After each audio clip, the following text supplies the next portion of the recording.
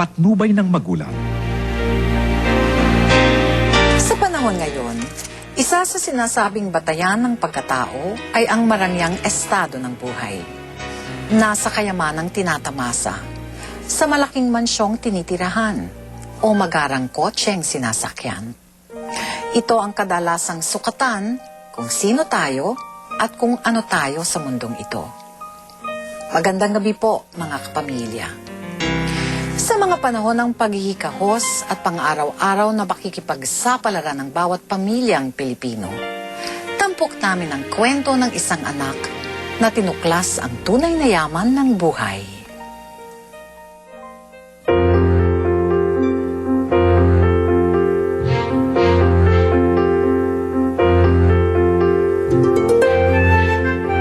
What will I do after graduation? I'll work for my dad, probably. Or I can take up a new course.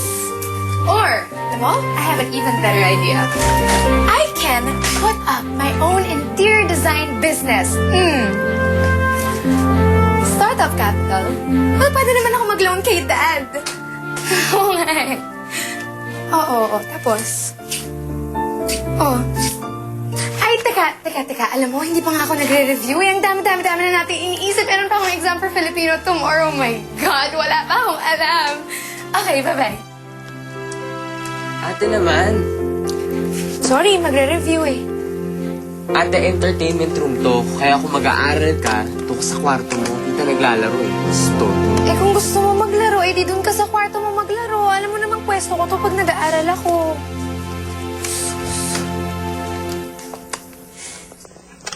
Magre-review ka ba o manonood ka ng TV?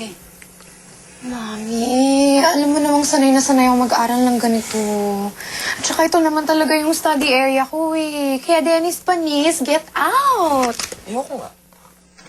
Ay, kaya mo ah. Mami, si ate lang yung... Akin na! Remote! Pwede ba? Darlene, ang laki-laki mo na. Umarte ka parang bata. Pinapatulan mo pa yung kapatid mo. Nauna naman siya dyan, kaya hayaan mo na. Bakit ka nasa kwarto mo? Doon ka na lang mag-review. Sige na, anak. Sige na.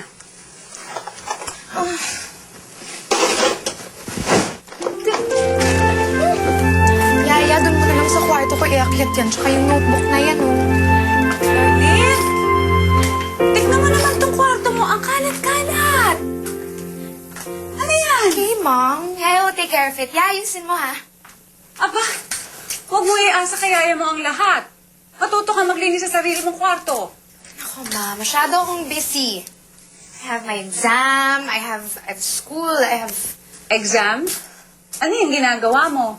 Naku, Darlene, alam mo, hindi habang buhay meron kang yayang magtitimpla sa'yo ng kape, magliligpit ng gamit mo, mag-aayos ng kwarto mo. Darlene, dapat ngayon pa lang, matuto ka na gawin yan para sa sarili mo. Yaya, tigilan mo na yan. Baba mo yan. Hayaan mo siya magligpit ng gamit niya. Halika na.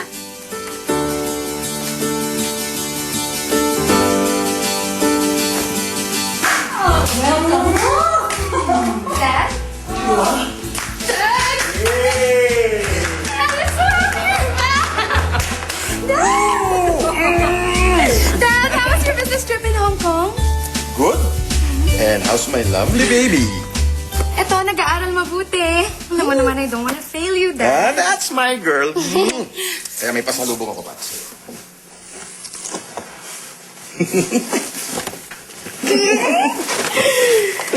My God! Yung cellphone! Dennis. Siyempre, meron ka rin. Wow, PlayStation! Dad, thanks! Thank you, the best ka talaga. Ang bola pa. Dad, I love you, Dad. Love you I so too. love you. Darwin, binigay mo na naman ang mga luho ng mga yan. Kaya yan nasasanay eh. Mahal, ikaw naman. Maliit na incentive lang yan para sa mga anak mo. Ito naman, kaya nga ako nagtatrabaho ng ganito, nagpapakapagod para mabigay ko yung konting doon na hindi ko naranasan nung kabataan ko. Look at them. Look at them. That smile. That's priceless.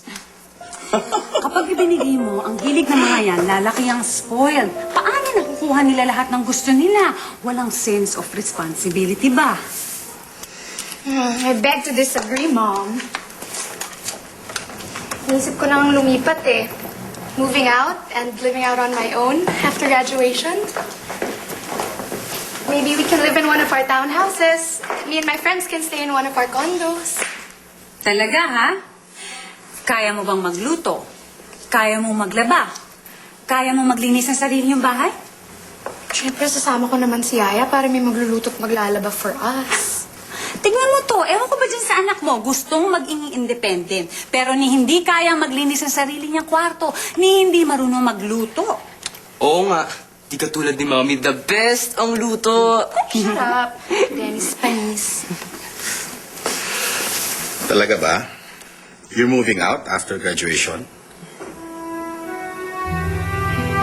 Wala lang, Dad. Naisip ko lang. Pag-usapan nga namin ng friends ko eh, yung tipong you live on your own, you do what you want.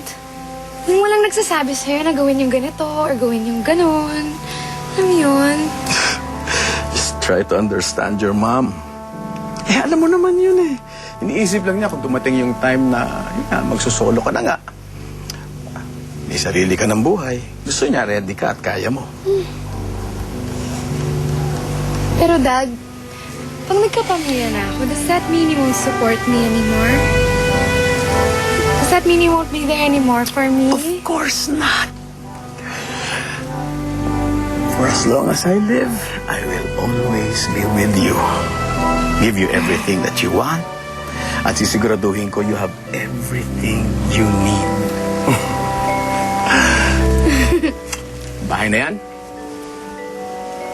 Pinatayo yan para sa inyo. Para magsama-sama tayong pamilya. Kahit matanda na kami ng mami mo, at kayo may sariling buhay. Pero teka, nag-asawa ka na ba?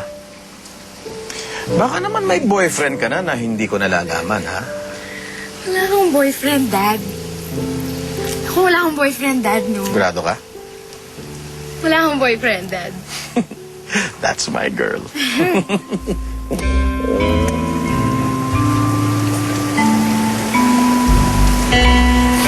What is it this time, Darlene, ha? Ano nang pumasok dyan sa isip mo at gusto mo makipag-break sa akin? Nagigilty na kasi ako kay Dad, eh. Nahihirapan na talaga ako. Nahihirapan na ako magsinungaling. Eh, yun lang ba problema, ha?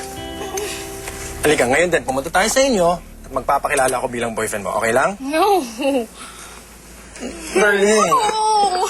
hindi na tayo bata. Okay naman kung mag-boyfriend man tayo, eh. I think it's about time you tell him about us para hindi ka na magsinungaling.